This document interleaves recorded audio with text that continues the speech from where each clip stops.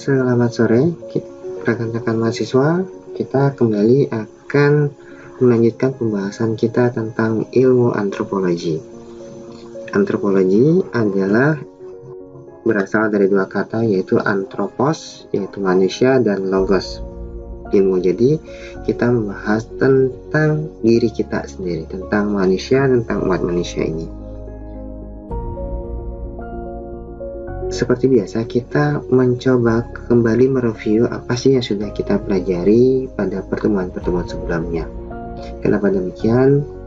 Kenapa kita mesti harus mereview sekilas apa yang sudah kita bahas di pertemuan sebelumnya? Karena memang kita sebagai manusia dalam ilmu kognitif diketahui bahwa memori yang kita miliki itu terbagi menjadi dua, yaitu memori jangka pendek dan memori jangka panjang. Apa yang kita pelajari pekan lalu bisa jadi hanya bertahan sebagai memori jangka pendek saja, dan kita akan melupakannya beberapa saat kemudian. Satu cara agar kita bisa mengingat kembali apa yang sudah kita pahami sebelumnya adalah dengan cara mengulanginya, sehingga apa yang kita pelajari itu dengan upaya itu akan menjadi ingatan jangka panjang kita. Oke, kita akan mencoba untuk agar kita lebih betul-betul membekas apa yang kita pelajari di mata kuliah antropologi ini.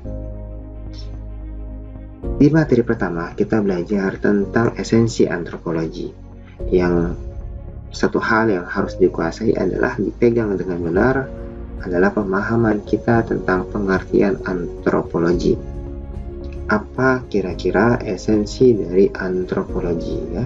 Jadi antropos dan logos, ilmu tentang manusia. Jadi kita belajar tentang manusia di belahan dunia yang manapun, di waktu yang kapanpun, dari masa azali, dari masa awal manusia itu ada, dimanapun dia berada.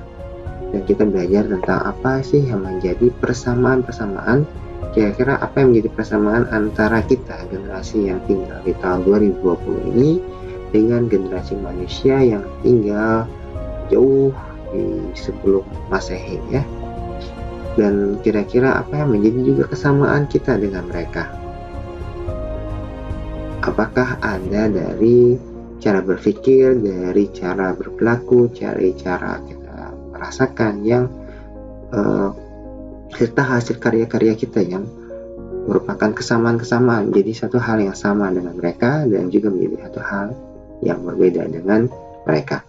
Begitu juga dengan kita yang hidup di zaman ini, kita misalnya dengan orang yang tinggal di Malaysia, dengan orang bangsa Eropa, dengan bangsa Amerika, kira-kira apa yang menjadi kesamaan dan perbedaannya. Jadi kita belajar itu semua sehingga kita bisa menangkap esensi dari manusia itu sendiri.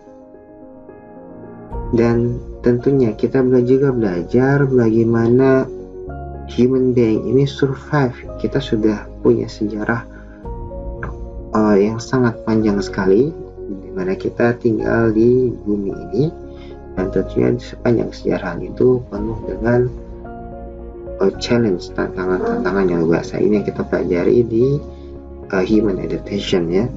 Sebelum itu kita juga di bab pertama itu kita belajar tentang antropologi ini ada beragam cabang-cabangnya.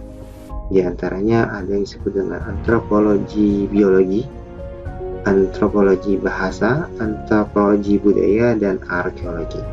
Nah, mari kita coba ingat satu-satu secara sekilas apa yang dimaksud dengan itu semua. Arkeologi tentunya adalah cabang ilmu antropologi yang mempelajari sisa-sisa dari peninggalan manusia. Apakah itu adalah tengkoraknya atau merupakan hasil-hasil karya dari peradaban yang ada di suatu masa. Jadi kita menggali sisa-sisa itu, dan kemudian dari sisa-sisa itu kita bisa mendapatkan cerita tentang siapa mereka dan apa yang mereka lakukan. Kemudian antropologi biologi lebih bahas tentang struktur biologi manusia dari waktu ke waktu, termasuk diantaranya adalah dengan perkembangan evolusi yang dihadapi manusia. Jadi sangat lekat dalam konsep antropologi biologi ini adalah tentang konsep bagaimana manusia bertahan dan mengalami perubahan-perubahan dalam struktur biologinya sehingga mereka mampu bertahan di area manapun mereka tinggal di muka bumi ini. Kemudian kita belajar tentang antropologi budaya.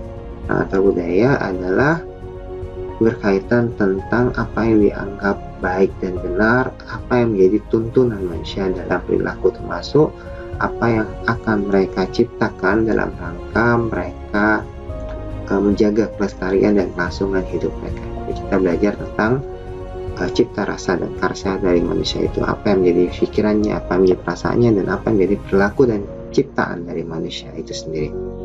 Kemudian antropologi bahasa, kita belajar tentang asal-usul bahasa yang dimiliki oleh manusia yang menjadi identitas dari manusia itu sendiri.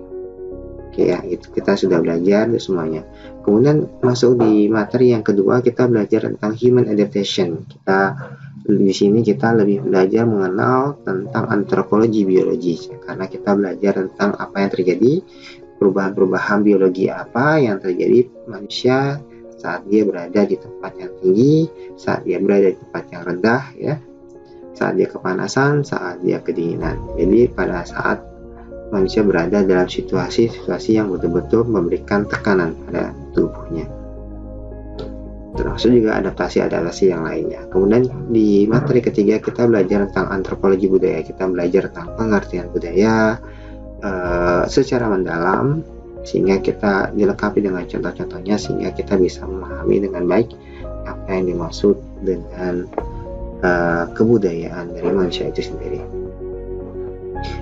Nah, kemudian di pertemuan kita keempat kita belajar tentang kompetensi core yang dikatakan oleh para ahli sekarang adalah, kalau kamu ingin punya kemampuan penelitian, maka ini adalah kompetensi core kamu, yaitu etnografi, di mana etnografi ini adalah satu metode kualitatif yang jauh berbeda dengan kuantitatif, di mana sang peneliti akan masuk ke dalam ranah objek yang ditelitinya, menjadi bagian dari mereka, mengamati mereka, mencatat, memvideokan, merekam audionya, kemudian dianalisa sehingga menjadi satu kesimpulan yang tajam dan dalam tentang perilaku dari suatu kaum, satu etnis, satu komunitas yang sedang di dalam penelitian itu sendiri. Nah, kita masuk kepada yang materi yang kelima, yaitu bahasa. Bahasa adalah satu yang integral, tidak terpisahkan dari manusia. Nah, kita akan membahas lebih khusus tentang bahasa di sini. Kenapa kita perlu membahas bahasa? Ya, ternyata ada 3 poin yang perlu menjadi perhatian kita. Yang pertama adalah bahasa itu mendefinisikan manusia. Kemudian yang kedua, survival, keberlangsungan hidup manusia, ya, yang menjadi tema inti dalam antropologi, ternyata ditentukan oleh bahasa. Kemudian yang ketiga, sumber peradaban manusia itu terletaknya, asasnya, pusatnya adalah kemampuan bahasa. Jadi begini, sejak awal para filsafat, para saintis selalu mendiskusikan apa yang jadi perbedaan manusia dengan makhluk-makhluk lainnya, gitu ya. Sehingga ada yang didiskusikan bahwa manusia itu adalah hewan yang berjalan dan berpikir. Saking berusaha untuk mencari letak-letak perbedaan, gitu, apa perbedaan manusia dengan makhluk lainnya. Nah, yang menjadi perbedaan utama yang mendefinisikan manusia dibandingkan dengan hewan adalah kemampuan manusia dalam berbahasa. Nanti kita akan bahas di mana sih letak perbedaannya kemampuan bahasa manusia dengan hewan itu, sehingga bahasa ini kemudian menjadi salah satu tolak indikator yang membedakan this is human being, this is animal, and the others, ya. Itu yang membedakan. Kemudian yang kedua, kita belajar bahwa manusia sudah berusia sangat panjang di bumi ini, dan mereka entah dengan cara bagaimana, ya, survive dan bertahan sehingga membangun peradaban di tahun 2020 ini. Nah, dengan entah cara bagaimana itu salah satunya adalah dengan bahasa. bahasa memungkinkan mereka untuk bertahan hidup di muka bumi. Kenapa demikian? Karena dengan bahasalah terjadi enkulturasi, perpindahan budaya. Terjadi perpindahan budaya, terjadi pemindahan ilmu, terjadi pemindahan skill, begitu pemindahan pengetahuan dari satu generasi ke generasi lainnya. Dan ini erat hubungannya dengan yang ketiga ya, sumber peradaban manusia. Jadi kalau saya gabungkan begini, bahasa adalah sumber peradaban manusia. Kita lihat bahwa ada begitu banyak makhluk yang tinggal di muka bumi ini. Tapi di antara semua makhluk yang tinggal di muka bumi ini, hanya manusialah yang bisa memunculkan peradaban yang sangat dinamik dari waktu ke waktu. Ya. Kalau secara tinjauan agama jelas bahwa manusialah yang menjadi khalifah atau orang yang bertanggung jawab mengelola bumi ini, sehingga betul-betul hanya manusia yang mampu bertahan dan mengembangkan kebudayaan muka bumi. Itu secara agama. Kalau kita bahas secara teknologi, bagaimana manusia bisa membangun peradaban ini? Nah, ini yang membedakan manusia atau mendefinisikan manusia dengan hewan atau dengan makhluk lainnya adalah kemampuan manusia untuk menciptakan bahasa. Jadi, dengan bahasa ini dari satu generasi ke generasi lainnya akan terjadi transfer pengetahuan, transfer kebudayaan, transfer peradaban. Bayangkan kalau misalnya manusia dari era zaman batu pindah ke zaman besi, bayangkan kalau kemudian kita belum punya bahasa untuk mentransfer pengetahuan tentang batu, tentang besi ini. Akibatnya generasi ini akan berada dalam loop putaran yang mengulang-ulang begitu saja. Manusia akan seterusnya berasal di era yang sama. Mungkin sempat masuk ke alam besi, tapi karena tidak era besi, tapi karena tidak ada bahasa yang mentransfer pengetahuan mereka, kebudayaan tidak berkembang, kembali mereka ke zaman batu dan terusnya berputar. Karena bahasa ini kita bisa kemudian berbagi dan share kebudayaan satu dengan lainnya, sehingga manusia bergerak dari zaman batu, zaman besi, kemudian era pra-industri, kemudian era industri, kemudian era informasi pada saat ini bergerak terus-menerus. Karena itu maka kita akan bisa bilang bahwa asas dari kemanusiaan, asas dari survival, asas dari peradaban manusia, asas yang membedakan manusia dengan hewan adalah bahasa. Kalau bahasa, kita bukan manusia, itu ya kurang lebihnya. Karena itu bahkan ada orang-orang yang mengalami cacat, bisu, kemudian tuli, itu pun kemudian menciptakan bahasa-bahasa isyarat yang memungkinkan mereka untuk berkomunikasi satu sama lain. Dan ini kemampuan bahasa isyarat ini yang sangat kompleks ini tidak dimiliki sebenarnya oleh oleh hewan dan lain-lainnya, tapi tidak sedalam dan sedetail dari apa yang dimiliki oleh manusia. Kita kemudian memahami tentang bahasa. Kita harus belajar membedakan apa yang dimaksud bahasa, kemudian apa yang dimaksud dengan simbol, apa yang dimaksud dengan sinyal. Bahasa, apa sih bahasa? Kita selalu bicara tentang bahasa, tapi apa yang dimaksud dengan bahasa? Jadi yang dimaksud dengan bahasa itu adalah satu sistem berkomunikasi. Jadi kita berkomunikasi, bahasa itu adalah sistemnya. Apa ciri-ciri dari sistem ini? Yaitu dengan menggunakan suara, ya. Kita berkomunikasi dengan menggunakan suara atau juga menggunakan gestur. Jadi gesturnya adalah gerakan bahasa tubuh, ya.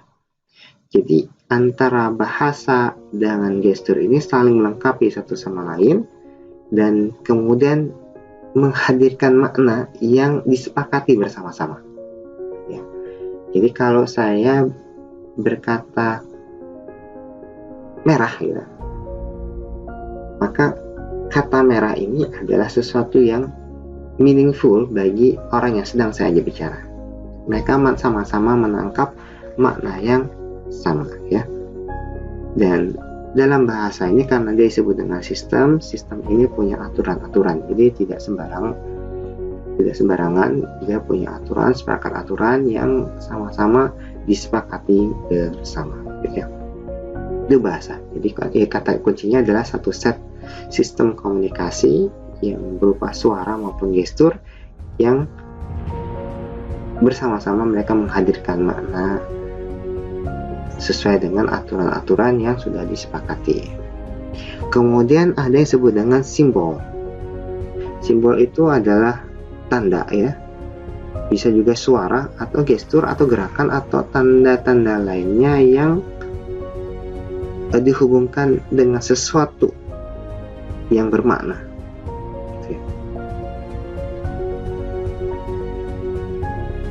Misalnya tadi seperti kata menangis, gitu ya. Kata menangis itu juga adalah satu simbol, kan. Jadi dari kata menangis kita mendefinisikan. Jadi, kata menangis adalah simbol yang kita definisikan apa sih yang dimaksud dengan kata menangis, gitu.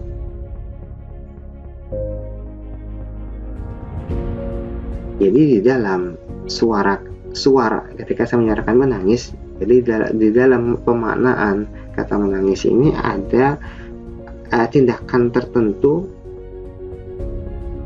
yang ketika kita sampaikan orang lain paham, gitu ya. Atau simbol lain adalah gestur, misalnya seperti gestur mengajak, gestur menolak, gestur mengiyakan. Itu adalah satu simbol yang dapat memiliki makna yang disepakati oleh kedua belah pihak. Kemudian ada lagi yang disebut dengan sinyal, gitu ya. Sinyal itu bukan sesuatu yang sifatnya dipelajari secara budaya. Jadi kalau bahasa simbol-simbol bahasa tubuh itu kan antara satu tempat dengan tempat lain itu bisa punya makna berbeda. Seperti misalnya ada pada saat kunjungan George Bush ke Arab Saudi, dia bertemu dengan Raja Saudi, gitu ya. Mereka kemudian difoto oleh wartawan. George Bush sedang mereka sedang berdua dan berjalan beriringan, dan George Bush sedang menggandeng tangan si Raja Saudi ini. Nah, kalau kemudian foto ini dihadapkan kepada orang-orang Amerika, mungkin mereka akan berkata, wah, tidak lazim seorang laki-laki menggandeng tangan laki-laki lainnya kecuali mereka punya hubungan romantik. Sekarang apakah kita akan memahami bahwa penggandengan tangan si George Bush, presiden Amerika yang lama ini, yang dulu, dengan Raja Saudi ini merupakan menandakan bahwa mereka punya hubungan romantik? Tentu tidak, gitu ya. Jadi ada makna yang berbeda dari gestur, bahwa ini hendak menunjukkan rasa trust, kedekatan, gitu ya, hendak tunjukkan kepada khalayak umum, gitu. Jadi memang ada kerjasama yang baik antara Amerika dengan Saudi. Itu simbol-simbol. Jadi antara satu tempat dengan tempat lain, simbol itu bisa berbeda, ya. Tapi sinyal, ya, itu tidak dipelajari secara budaya. Kita lebih sifatnya natural, seperti misalnya teriakan, helaan nafas, batuk. Nah, itu adalah sinyal-sinyal yang menunjukkan kondisi emosi maupun kondisi fisik dari seseorang. disebut dengan sinyal. Jadi kita harus membedakan antara bahasa, simbol, dan sinyal ini. Yang artinya istilah-istilah ini ketika digunakan kita tidak terbolak-balik dalam memahami konsep ini.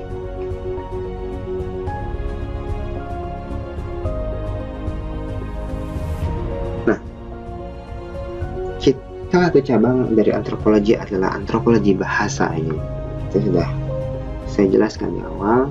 Cabang-cabang dari antropologi adalah antropologi bahasa. Jadi sebenarnya antropologi bahasa, tema kita pada kesempatan ini memang adalah kawasan garapan utama dari antropologi budaya.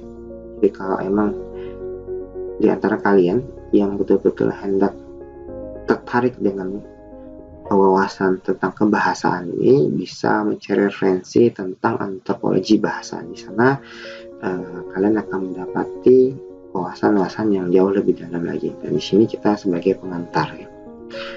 Jadi antropologi bahasa itu mempelajari bahasa dalam konteks sosial dan budaya. Jadi tetap konteksnya adalah sosial dan budaya. Baik itu mulai dari belajar tentang bahasa kuno yang ada, bahasa modern, perubahan bahasa, dialek, aksen, dan bahasa tulisan pidato. Kita coba ambil contoh dari tentang Indonesia saja. Ya. Bahasa Indonesia. Bahasa Indonesia sebagai sebuah bahasa adalah bahasa yang baru. Ya. Bahasa modern, katakan bahasa modern yang baru. Kalau ditelusuri secara sejarahnya, maka dapat ditelusuri bahwa bahasa Indonesia berasal dari bahasa Melayu. Yang mengejutkan adalah bahasa Melayu ini bahasa yang sudah sangat tua sekali. Yang sangat mengejutkan adalah ketika para bangsa-bangsa Eropa masuk ke kawasan Indonesia untuk perdagangan dan lain-lain, termasuk nantinya mereka akan menjajah Indonesia, mereka menemukan bahwa bahasa Melayu adalah bahasa yang dipergunakan di seluruh jajaran Asia. Tidak hanya Indonesia, tapi Asia Tenggara. Bahasa Melayu ini menjadi bahasa komunikasi antar satu bangsa, dalam satu bangsa. Jadi satu negeri dengan negeri yang lain, mereka berkomunikasi dengan menggunakan bahasa Melayu. Jadi itu bukan demikian. Jadi seperti ibaratnya begini, alangkah memalukan sekali kalau tinggal di belahan negeri ini tapi tidak menguasai bahasa Melayu. Itu sangat memalukan. Sama seperti halnya orang Eropa, orang Inggris barangkali, England, yang tidak menguasai bahasa Prancis. Yang bahasa Prancis yang dianggap sebagai bahasa yang sudah umum dan banyak orang menguasainya. Memalukan kalau tidak menguasai bahasa Prancis. Ya begitulah. Jadi kalau tinggal di Jawa, tinggal dimanapun, di Sumatera, Jawa, dari barat hingga timur, tidak menguasai bahasa Melayu, itu adalah satu yang memalukan. Karena tidak menguasai bahasa perhubungan antar negeri. Sangat kuat ya bahasa Melayu ini. Padahal bahasa Melayu ini berasal dari kawasan barat, tapi pengaruhnya itu sampai ke daerah timur.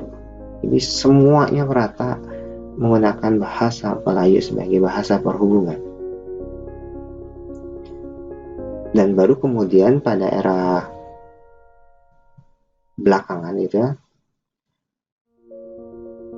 karena bahasa Melayu ini bertemu dengan budaya Jawa, Sumatera dan lainnya, maka kemudian termasuk Arab terutama juga, sehingga terjadi ada pencampuran bahasa, sehingga masuklah bahasa asing ini menjadi kosakata bahasa Melayu. Dan kemudian bagaimana menjadi bahasa Indonesia ya? Baru kemudian setelah Sumpah Pemuda, setelah sejarah ini dianggap sebagai satu tonggak di mana kemunculan bahasa Indonesia menjadi sebuah bahasa modern. Apakah kemudian bahasa yang kita bahasakan sekarang, bahasa Indonesia yang kita ucapkan sekarang adalah bahasa Indonesia yang sama dengan bahasa Indonesia di zaman sebelum ini kita zaman generasi sebelum kita, ternyata tidak, karena bahasa itu dynamic, bahasa itu changing, dia berubah terus menerus, sama sehingga bahasa Indonesia kita ini berubah dari masa ke masa. Kalau kalian search Google, buka sejarah kebahasaan, maka dari waktu ke waktu akan terjadi perubahan ejaan yang sangat banyak. Ada banyak perubahan gitu ya. Ada ejaan Republik, ada ejaan EYD gitu ya, dan macam-macam. Ada banyak ejaan yang berubah gitu. Dan perubahan itu menjadikan bahasa Indonesia menjadi bahasa Indonesia seperti yang sekarang yang kita sedang nikmati ini. Termasuk penulisannya, misalnya dulu gitu ya, tulisannya itu karena ada perubahan EYD. Kemudian kata maklum itu berasal dari kata bahasa Arab yang artinya dapat dipahami ya. Yang sudah difahami. Maklum penulisannya dulu masih pakai tanda petik, tapi sekarang kemudian diganti jadi huruf K ya. Itu adalah perubahan ejaan yang terjadi dalam bahasa Indonesia. Kemudian dialek dan aksen, meskipun bahasa Indonesia digunakan seluruh orang Indonesia, tapi dialek dan aksennya sangat beragam dari satu daerah ke daerah yang lain gitu. Orang Jawa punya aksen berbahasa yang berbeda ya, dengan orang Bali, dan orang Sumatera berbeda lagi dengan orang daerah timur, beda. Jadi ada dialek dan aksen, dan ini adalah satu keunikan yang hanya dimiliki oleh human being, oleh manusia ya. Bahasanya sama, tapi dituturkan dengan cara yang beraneka ragam. Memang tergantung dari di mana manusia itu berada. Kemudian dari bahasa tulis itu muncul belakangan ya. Bahasa tulis muncul belakangan. Lebih terdahulu manusia menciptakan bahasa oral daripada bahasa tulis, dan bahasa tulis pun kemudian mengalami perubahan gitu ya, termasuk kosakata yang ada, cara penulisannya, strukturnya, dan lain-lain. Bahkan dalam bahasa tulis kita tahu bahwa ada beragam jenis tulisan gitu ya. Ada narasi, ada dongeng ya. Kemudian dalam tulisan yang formal pun ada teks deskripsi, yang ada lagi teks eksplanasi, ada lagi teks prosedur, yang pola dan format dari masing-masing teks ini berbeda antara satu sama lain. Dan luar biasanya ini sangat beragam, tapi ya itulah menjadi keunikan mendefinisikan manusia dibandingkan dengan hewan lain. Nah, kita tadi membandingkan komunikasi antara manusia dan ini sebenarnya kembali sih primata kita melihatnya kan. Kenapa primata? Karena primata itu adalah satu makhluk yang dianggap paling dekat kerabatnya dengan manusia, sehingga kalau kita belajar tentang manusia kecenderungannya adalah melihat bagaimana primata itu sendiri. Jadi dalam primata ternyata mereka punya ada yang disebut dengan call sistem panggilan gitu ya. Di antaranya apa yang menjadi diteliti oleh para antropolog adalah monyet vervet ini. Silakan contoh-contoh ini sudah saya video YouTube-nya saya berikan linknya di channel Antropologi Budaya ya, Antropologi Uban. Silakan dilihat videonya, penjelasan lebih detail tentang monyet vervet, tentang si koko, si gorila, si panzer gitu ya. Sudah ada videonya masing-masing saya berikan dalam link. Sekilas gimana sih monyet vervet ini? Jadi monyet vervet ini punya sistem bahasa yang menginformasikan kerumunannya tentang adanya bahaya. Jadi dia punya teriakan tertentu, panggilan atau teriakan tertentu yang sehingga kawanannya tahu bahwa di dekat mereka datang predator yang berbahaya. Apakah predator itu datang dari darat atau dari langit, atau burung-burung elang, atau harimau misalnya. Jadi si monyet Servatin ternyata menciptakan sistem bahasa yang berbeda sehingga kawanannya cepat dengan tahu dari mana bahaya ini datang atau makhluk apa, predator apa yang datang. Jadi mereka bisa mengidentifikasi kalau misalnya harimau datang, maka monyet Servat ini dengan halnya yang khas mereka semua akan naik atas pohon karena harimau tidak akan kesulitan yang mereka yang berada di atas pohon. Tapi ada sistem panggilan yang berbeda yang dikenali dengan baik oleh monyet Servat ini bahwa ancaman itu berasal dari langit, yaitu burung elang. Maka alih-alih mereka bertindak untuk bersembunyi di atas pohon, mereka akan lari ke arah semak-semak belukar yang menyulitkan elang untuk menerkam mereka. Jadi ada sistem yang dikenali oleh primata ini. Kemudian sign language ya. Ternyata hewan itu bisa diajari untuk mengenal bahasa isyarat. Yang terkenal itu adalah si Kokos gorila sudah tidak ada lagi ya. Kokos gorila sudah meninggal gitu. Dia mampu menguasai vocabulary bahasa isyarat 1000 kata ya. Kemudian seperti simpanse itu lebih dari 400 kata, jadi bisa diisyarat. Jadi manusia itu bisa berkomunikasi dengan gorila atau dengan simpanse dengan menggunakan bahasa isyarat. Dan ternyata hewan-hewan ini menurunkan pengetahuan mereka pada generasi selanjutnya gitu. Hanya sejauh itu saja.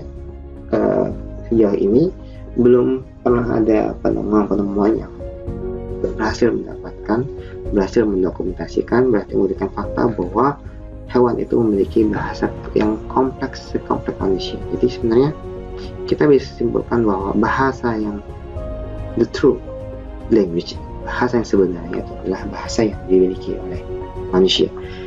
Kita punya konsisten, kita punya sign language, tapi melampaui itu kita punya struktur, kita punya grammar dan lain ya. Kita punya vocabularies yang selalu berkembang. Kita punya aksen, kita punya dialek yang sudah kita bahas sebelumnya yang no animal have it. Tidak ada binatang yang punya itu semua. Kemudian kalau kita bedah lebih dalam lagi karakteristik bahasa gitu ya.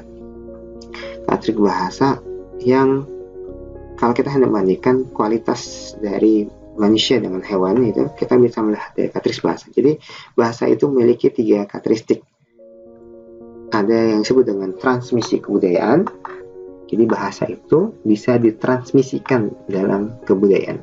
Jadi bahasa itu bisa dipelajari dari masyarakat. Jadi kita belajar mengucapkan bahasa Indonesia ini karena kita belajar dari orang-orang yang ada di sekeliling kita.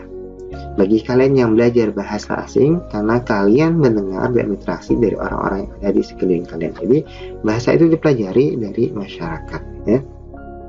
Kemudian yang kedua, ada kemampuan untuk produksi.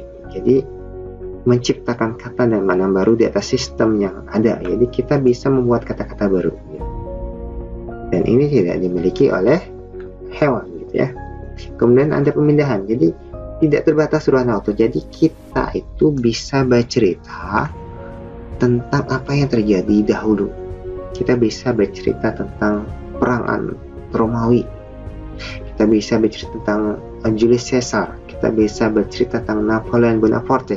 Yang notabene itu semua terjadi jauh sebelum kita lahir. Jadi kita bisa meloncat ke masa lalu, menceritakan apa kejadian apa yang terjadi dengan bahasa. Seakan-akan itu sedang hadir pada saat walaupun kejadiannya terjadi di masa lalu gitu ya. Hal ini tidak mungkin dilakukan oleh monyet Servat yang mengatakan bahwa kamu ingat gak kemarin kita itu diserang oleh apa ya, apakah oleh elang atau oleh harimau atau leopard. Mereka tidak bisa bercerita itu. Mereka hanya sudah menggunakan bahasa call system yang mereka sudah pergunakan tanpa mengindahkan waktu ya. Tapi kita bisa menghadirkan masa lalu ke saat ini dengan bahasa. Dan kita juga bisa menarik masa depan di hadapan kita dengan bahasa.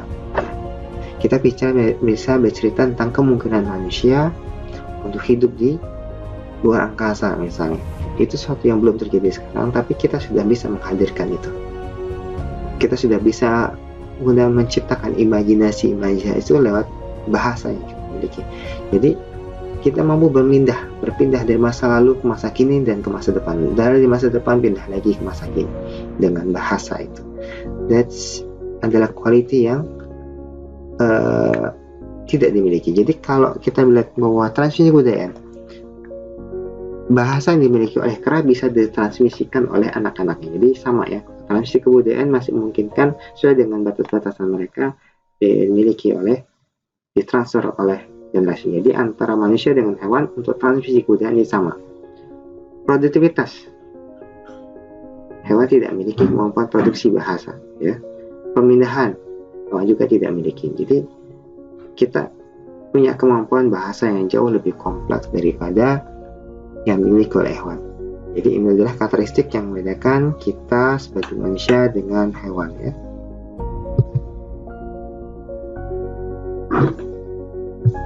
Kita membahas tentang asal-muasal bahasa. Kalau ditanya tentang kapan tepatnya bahasa itu telah dipergunakan oleh manusia, kapan tepatnya waktu dan lokasinya, maka kita akan sangat sulit sekali menjawabnya. Sebab bahasa itu tidak memiliki fosil, dan begitu juga dengan ide itu tidak memiliki fosil, sehingga kita tidak bisa kemudian menemukan artefak-artefak terkait dengan bahasa dan kemudian melakukan analisa dugaan kapan tepatnya bahasa dipergunakan oleh manusia. Tapi kita bisa menyimpulkan bahwa bahasa itu bermula dari sistem gestur atau bahasa tubuh, gerakan tangan. Karena memang gestur, bahasa tubuh itu merupakan sinteks alami, sesuatu yang sangat alami yang bisa dilakukan oleh manusia. Dalam berkomunikasi kita menggunakan beragam gerakan tangan atau gerakan kepala atau gerakan badan secara keseluruhan.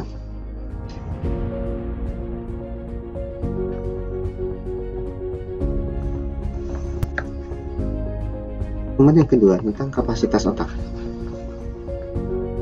Jadi Noam Chomsky itu mengatakan bahwa semua orang, tidak membedakan dia di belahan bumi yang manapun, memiliki kemampuan yang sama. Artinya bahwa ketika ada orang yang berbicara bahasa Jepang, ada orang Eropa bicara bahasa Prancis, bahasa Inggris, kemudian di Asia orang bicara bahasa Melayu atau bahasa Indonesia, maka sebenarnya di antara ketiga orang ini memiliki struktur otak yang sama yang membantu mereka untuk memproduksi bahasa. Jadi semua orang pada dasarnya punya kemampuan yang sama. Sama-sama dianugerahi Tuhan, ada bagian otak yang mau mengatur kita untuk berbicara, membuat struktur dalam kebahasaan. Nah, kalau kita lihat dalam interaksi, ya ternyata interaksi itu kemudian membantu manusia untuk membentuk bahasa menjadi lebih kompleks dan menjadi lebih aturan yang lebih baik lagi. Kita bandingkan kalau kemudian di zaman kolonial dulu, kalau kita kembali sejarah pembentukan bahasa, kita kembali coba ke masa lalu. Jadi jika ada dua bangsa yang berbeda berinteraksi dalam perdagangan, ini kan suatu hal yang wajar ya di sejak zaman dahulu kala, bahkan sejak era kolonial, di mana satu bangsa dan bangsa lainnya menjelajah ke tempat lain dalam rangka perdagangan. Nah, dua bangsa ini memiliki bahasa yang benar-benar berbeda. Bangsa A menggunakan bahasa A, bangsa B menggunakan bahasa B, dan kemudian mereka berinteraksi. dengan bahasanya sendiri-sendiri mencoba melakukan transaksi perdagangan. Saat melakukan transaksi perdagangan ini, maka akan terjadi pertukaran informasi dan bahasa yang mereka tangkap dari satu bangsa dengan bangsa yang lainnya, membentuk satu kosakata atau bahasa yang baru di atas sistem yang sudah ada. Gitu ya. Misalnya mereka akan membentuk untuk kata deal, mereka akan membentuk kata tertentu. Untuk membentuk kata nawar, mereka akan membentuk kata tertentu. Untuk menyatakan kata bagus, jelek, kurang, tambah, dan seterusnya, mereka akan berusaha untuk menemukan bahasa baru. Karena pada dasarnya kan lidah itu tidak begitu mudah untuk mengucapkan aksen dialek dari suatu bangsa yang berbeda. Sehingga hasil percampuran di antara keduanya akan menghasilkan satu bahasa yang baru. Ya. Nah, seiring waktu, maka bahasa baru ini akan terus berkembang dan berkembang, kosakatanya bertambah, struktur bahasanya mulai lengkap, ya, SPOK-nya mulai ada, ketentuan aturan-aturan berbahasa yang ada, sehingga dia akan timbul satu bahasa yang benar-benar baru. Dan ini adalah keajaiban otak manusia. Bayangkan bahwa manusia begitu sangat uniknya mampu menciptakan 7.000 bahasa pada saat ini. Ini manusia itu bisa menciptakan 7.000 bahasa dari berbagai proses interaksi, proses pengamatan mereka, cara mereka memandang dunia. Ini sangat menarik sekali. Nah, masuk lebih dalam lagi tentang kapasitas bagaimana manusia mempelajari bahasa. Jadi kita sudah jelaskan bahwa manusia itu belajar bahasa melalui interaksinya. Nanti kalau kalian membaca tentang seorang tokoh yang bernama Vygotsky. Vygotsky ini adalah seorang tokoh yang sangat sudut pandangannya, prinsip-prinsip konsepnya itu sangat dipegang dalam dunia pendidikan.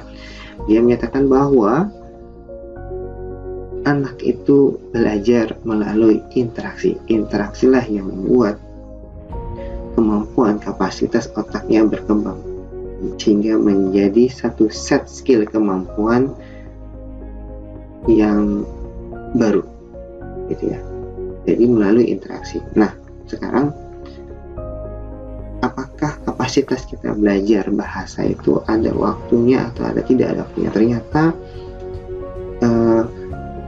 kemampuan kita belajar bahasa itu memiliki batas-batas waktu, di mana kalau kita melewati batas waktu ini, maka kemampuan kita dalam belajar bahasa itu akan menurun.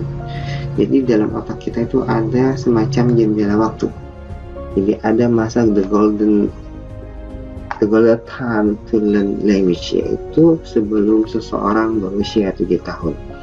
Makanya ketika kita melihat anak-anak kecil, mereka akan sangat mudah sekali mengakuisisi sebuah bahasa.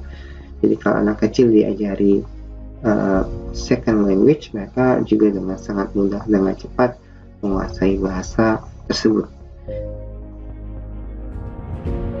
Tapi kemampuan penguasaan bahasa ini akan menurun seiring kita masuki usia 7 tahun. Penguasaan kita terhadap kosakata, penguasaan terhadap struktur itu memerlukan usaha yang lebih keras dan lebih keras lagi. Semacam kalian yang usianya sudah 19 tahun atau 20 tahunan lebih, itu ketika hendak belajar satu bahasa baru, katakanlah bahasa Jepang, maka betul-betul effort yang dilakukan untuk menguasai bahasa Jepang ini sangat berat. Harus mengulangi kosakata terus-menerus, memadukan antara kosakata dengan struktur kebahasaannya, kemudian berlatih menggunakannya setiap hari, mendengar informasi dengan bahasa Jepang dan seterusnya. Baru kemudian sampai pada titik kalian mulai menguasai bahasa, dan itu belum akhir lagi, panjang prosesnya karena usia kita sudah melewati masa the golden time to learn language ya. Jadi 7 tahun pertama usia kita. Kemudian yang terakhir, asal-muasal bahasa terkait dengan protein FOXP2 ya, FOXP2. Ada sebuah riset yang mencoba untuk menjawab kenapa perempuan itu lebih banyak berbicara daripada laki-laki. Hasil riset itu menyimpulkan satu kesimpulan bahwa ternyata di dalam tubuh manusia ini terdapat namanya protein FOXP2 ya. FOXP2 ini yang bertanggung jawab atas kemampuan manusia untuk membangun vokal dan berbicara. Jadi protein ini memang dihasilkan oleh satu gen yang menghasilkan protein FOXP2 ini. Nah, pada perempuan protein FOXP2 ini 30% lebih banyak daripada laki-laki. Lebih banyaknya protein FOXP2 pada perempuan inilah yang kemudian disimpulkan inilah yang bertanggung jawab kenapa kemudian wanita lebih senang berbicara dibandingkan laki-laki.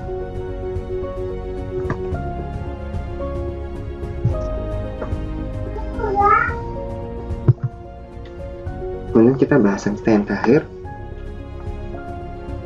bahasa itu menjadi sang penentu. Jadi bahasa berperan untuk membentuk cara pandang manusia terhadap dunia. Seorang kaisar Romawi, Charlemagne, pernah mengatakan bahwa memiliki the second language, memiliki bahasa kedua itu artinya sama dengan memiliki jiwa kedua. Maksudnya adalah kalau kita punya satu bahasa yang baru, second bahasa yang kedua, penguasaan kita terhadap bahasa yang kedua ini akan membantu kita untuk melihat sudut pandang yang berbeda. Jadi kita akan punya cara pandang yang berbeda dengan dunia. Dan menariknya adalah di muka bumi ini terdapat 7.000 bahasa. Artinya akan ada, kalau kita membandingkan antara satu bahasa dengan bahasa yang lain, kemudian dan menghubungkan dengan cara pandang mereka terhadap dunia, maka kita akan menemukan ada begitu banyak keanekaragaman tentang bagaimana manusia memandang dunia. Sebagai contoh, di salah satu komunitas aborigin Cook, ya, mereka tidak punya kosakata yang terkait dengan kanan, kiri, depan, belakang. Tapi mereka punya kosakata terkait dengan arah, utara, timur, barat, selatan, ya, dan variasi dari arah-arah ini. Jadi kalau kita kemudian bertanya kepada suku aborigin Cook ini, kamu mau kemana? Mereka akan menjawab, saya akan ke timur. Begitu juga sama dengan kalau kita bertanya pada mereka, menyapa mereka seperti hello. Sebenarnya hello itu dalam bahasa mereka sama artinya dengan menanyakan kamu mau kemana. Maka mereka akan menjawab dengan mengatakan saya akan pergi ke selatan, saya akan pergi ke utara. Saya akan pergi ke selatan, kemudian saya akan pergi ke utara. Dan seterusnya. Bayangkan kalau kita bertemu dengan orang-orang baru setiap harinya, kita akan selalu menjawab ke arah mana kita akan pergi.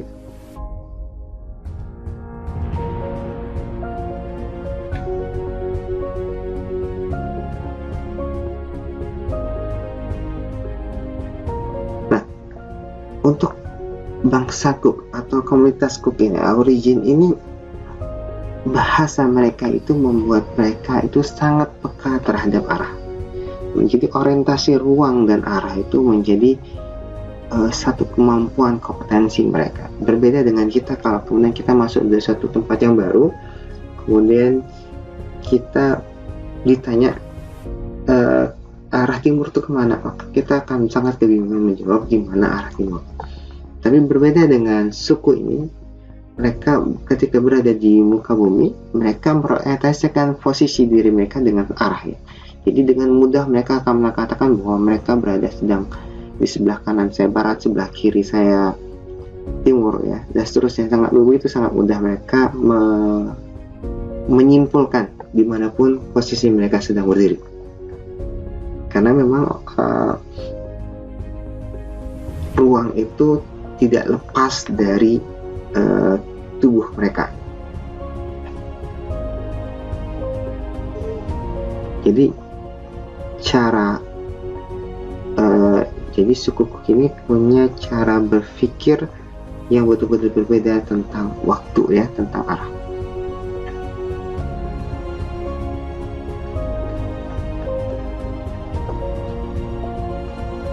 Kita amati juga ternyata memang ada bahasa tertentu yang memang tidak punya penghitungan angka 1, 2, 3, 4, 5, 6, 7, 8 dan seterusnya. Ada bahasa yang tidak punya kosakata terhadap angka. Nah, ketiadaan kosakata terkait angka ini menyebabkan sangat susah bagi mereka untuk menjelaskan jumlah dengan akurasi yang tinggi. Misalnya kalau di hadapan mereka ada begitu banyak hewan ternak, kambing, katakan ada jumlahnya 40, ya, karena mereka tidak memiliki kosakata 1, 2, 3 sampai 40 dan seterusnya. Itu ketika mereka ditanya berapa jumlahnya kambing yang ada di depan mereka, mereka akan tidak mampu menjawab dengan akurasi yang tinggi bahwa di depan mereka terdapat 40 kambing. Mereka mungkin akan mengatakan kambingnya banyak, karena memang tidak punya kosakata untuk menggambarkan hal itu. Jadi tidak adanya kosakata ini membuat sudut pandang mereka terhadap dunia ini menjadi berbeda dengan kita. Warna. Ada bangsa-bangsa tertentu yang sangat detail dalam melihat warna. Misalnya kita bandingkan antara orang Inggris dengan orang Rusia. Di depan mereka ada gambar berwarna biru. Kalau orang Inggris melihat variasi warna biru ini, maka mereka hanya akan menjawab bahwa warna yang di depan mereka adalah warna biru. Berbeda dengan orang Rusia, ketika melihat warna itu, variasi warna biru itu, mereka akan mampu dengan cepat membedakan ini disebut dengan biru gelap, ini adalah biru ringan atau goluboy, ini simi dan seterusnya. Karena memang orang Rusia sangat memperhatikan terhadap perbedaan warna itu, dan perbedaan warna ini merubah sudut pandang mereka. Kemudian bahasa atau kata benda itu untuk bahasa-bahasa tertentu ternyata digolongkan menjadi feminin dan maskulin. Misalnya Jerman itu menggolongkan benda-benda yang ada di hadapan mereka dalam kategori feminin dan maskulin. Begitu juga dengan Arab. Di Arab itu, bahasa Arab itu membagi kata benda-benda yang ada di hadapan mereka sebagai golongan laki-laki dan golongan perempuan, atau isi muzakkar untuk golongan laki-laki, isi muannas untuk kata benda yang masuk golongan perempuan, kategori perempuan. Begitu juga dengan Jerman. Misalnya Jerman menggolongkan setiap kata benda dengan gender, apakah itu maskulin atau feminin, ya. Misalnya saja matahari, bagi orang Jerman matahari itu tergolong sebagai feminin, tetapi bagi orang Spanyol matahari itu adalah maskulin, dan bulan sebaliknya adalah feminin. Jadi berbeda. Misalnya kalau antara dua bangsa ini kita tunjukkan di depan mereka suatu gambar jembatan. Nah, lalu kita tanya, bagaimana menurutmu jembatan ini? Nah, tanggapan dari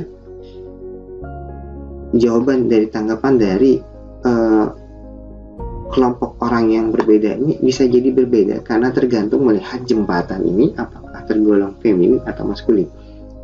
Kalau dari bangsa yang melihat menggolongkan jembatan sebagai kosakata yang masuk ini, dia akan mengatakan bahwa jembatan ini kokoh dan kuat.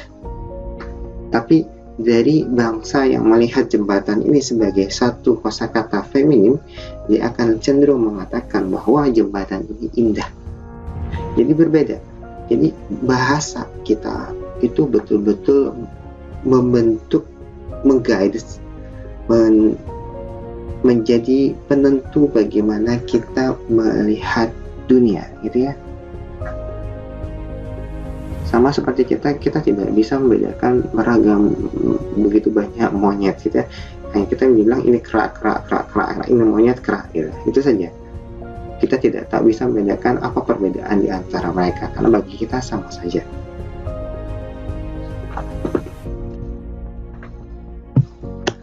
Mari kita ambil contoh lain.